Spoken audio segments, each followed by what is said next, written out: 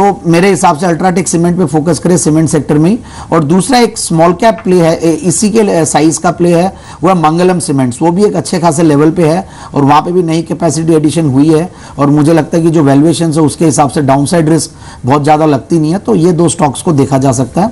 और फाइजर को मैं बहुत ज्यादा क्लोजली ट्रैक नहीं करता, तो मैं इसलिए ज्यादा कमेंट नहीं कर पाऊंगा जी। तो प्रिंस सीमेंट के बजाय अल्ट्राटेक सीमेंट और मंगलम सीमेंट पर आप फोकस कर सकते हैं। लेकिन एक बार बाजार को देख लेते हैं।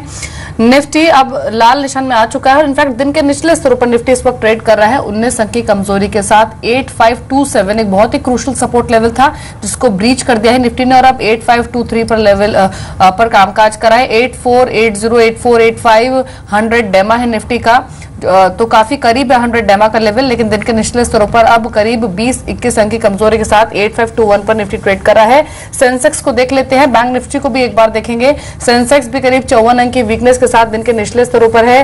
बैंक निफ्टी और तमाम सेक्टर्स का प्रदर्शन इस वक्त कैसा है? बैंक निफ्टी आप देखिए, हालांकि अभी महज 9 अंक नीचे है, लेकिन दिन के निचले स्तरों पर ही बैंक निफ्टी इस बार ट्रेड कर रहा है। लेकिन बैंकिंग स्टॉक्स का प्रदर्शन आप देखिए, स्टेट बैंक ऑफ इंडिया 0.25% नीचे दिन के निचले स्तरों पर ट्रेड कर रहा है।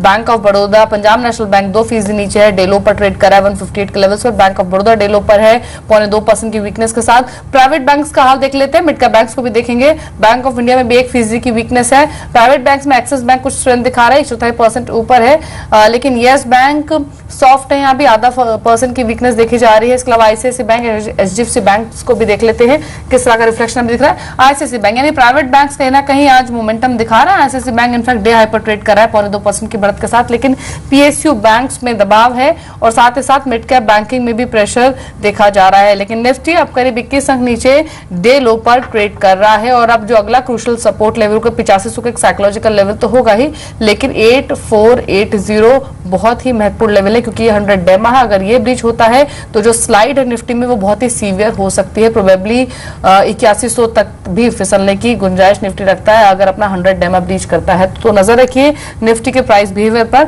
अभी करीब 19 अंक की वीकनेस के साथ 8523 पर कामकाज कर रहा है। चलिए कुछ और कॉलर्स से बातचीत कर लेते हैं और अगले कॉलर इनफैक्ट अब एक मैनेजमेंट भी हमारे साथ मौजूद है। मिस्टर विकास कोठारी हमारे साथ हैं, ईडी ओम मेटल्स इंफ्रा प्रोजेक्ट्स के। मिस्टर कोठारी गुड आफ्टरनून, स्वागत है आपका। आज खबर आई ओम मेटल्स पर कि आपको 194 करोड़ का ऑर्डर मिला है यूपी सरकार से। मैं इस ऑर्डर के बारे में कुछ और चीजें भी समझना चाहती हूँ, किस काम के लिए ऑर्डर मिला है और दूसरा एग्जीक्यूशन टाइम कितना होगा इस ऑर्डर का? जी नमस्कार। हमें गवर्नमेंट इरिगेशन डिपार्टमेंट से ऑर्डर मिला है ये, और ये ऑर्डर 194 करोड़ का है वैल्यू में और अगले 33 मंथ्स में एग्जीक्यूट होना है।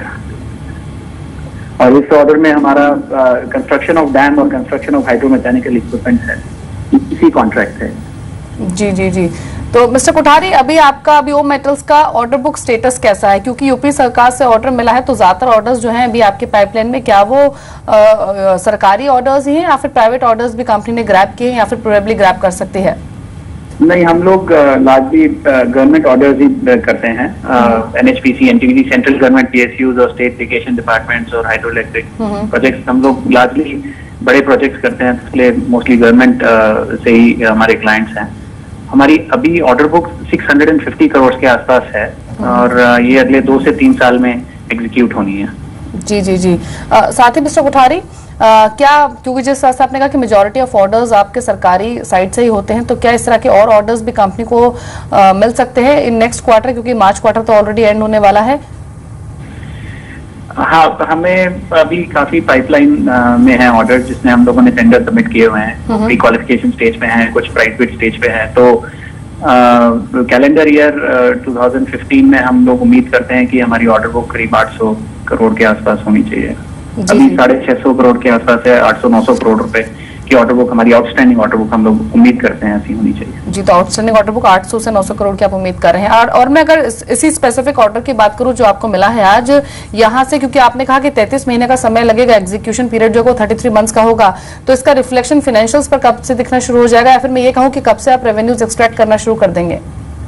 इसका रेवेन्यू रिकग्निशन FY 16 से शुरू हो जाएगा। 16, 17 और कुछ बचेगा वो 18 में होगा। तो 16, 17, 18 में इस ऑर्डर का रेवेन्यू रिकग्निशन हो जाएगा। और हमारी जो बाकी ऑर्डर बुक है 650 करोड़ रुपए की भी, वो भी 16-17 में हो जाएगी। जी जी जी, चलिए शुक्रिया मिस्टर कुठारी समय देने के लिए जी बिजनेस को और इस खबर पर कमेंट करने के लिए। तो आप मिस्टर विकास कुठारी को सुन रहे थे जो कि ईडी हैं ओम मेटल्स के, और बता रहे थे कि 33 महीने का समय लगेगा इस ऑर्डर को पूरा करने में, और सरकारी ऑर्डर्स ज्यादातर कंपनी ग्रैब करती है, और काफी सारे ऐसे गवर्नमेंट ऑर्डर्स जिसके लिए ऑलरेडी टेंडर कंपनी ने भरा हुआ है। मौजूदा ऑर्डर बुक 650 करोड़ की है, बट 800 से 900 करोड़ की ऑर्डर बुक विजिबिलिटी यहाँ से देख रहे हैं जी। और करीबन 13% की बढ़त भी दिखाई इस स्टॉक ने, ओम मेटल्स भी करीबन 13% की, और यहाँ पर टच हुआ, और अब करीबन 8% की बढ़त के साथ कामकाज कर रहा है। संदीप, एक आपसे क्विक टेक लेना चाहूंगी, पूरी मैनेजमेंट से आपने बातचीत सुनी, ओम मेटल्स पर आपका व्यू? देखिए, ये स्टॉक वैसे काफी पिटाई हुई है और नीचे के स्तरों पे अवेलेबल था, बट मैं एक चीज कहूंगा कि ये कंपनी की एग्जीक्यूशन स्ट्रेंथ बहुत अच्छी है, और राजस्थान की कंपनी, और इनफैक्ट जयपुर बेस्ड कंपनी मानूंगा मैं इनको। और तो ओवरऑल काफी एग्जीक्यूशन स्किल्स स्ट्रांग है, काफी अच्छा ऑर्डर बुक है, तो हो सकता है कि आने वाले दिनों में जिस तरीके से ये इंफ्रा स्टॉक्स की पिटाई हुई है उसी की चपेट में आया, भले ये कंपनी हो या सुभाष प्रोजेक्ट्स, SPML हो, और इन साइजेस की और भी इन टाइप की कंपनीज है, उनकी पिटाई हुई है मार्केट्स में, बट लॉन्ग रन में ये कंपनियों के भाव वापस से आएंगे, but you will have to wait for it. कम से कम 2 से 3 साल मुझे लगता है कि लगेंगे, और इन कंपनियों के पास ऑर्डर बुक रहेगी। बस ध्यान यही देना है कि इन साइजेस की कंपनी और इन टाइप की कंपनियों को अपने बुक्स में जो डेट्स हैं उनके ऊपर फोकस करना है, क्योंकि डेट्स वाली कंपनियों को मार्केट कहीं ना कहीं पनिश करती है और बहुत ज्यादा वैल्यूएशंस नहीं देती है, और इसलिए भाव भी नीचे दिखते हैं जी। इनफैक्ट एक बार इप्का लैब्स को भी देख लेते हैं। आज नेगेटिव न्यूज फ्लो के चलते एक जर्क दिखा है शेयर में, अभी भी 13% की 12.5% की वीकनेस के साथ ट्रेड करा है 673 के लेवल्स पर।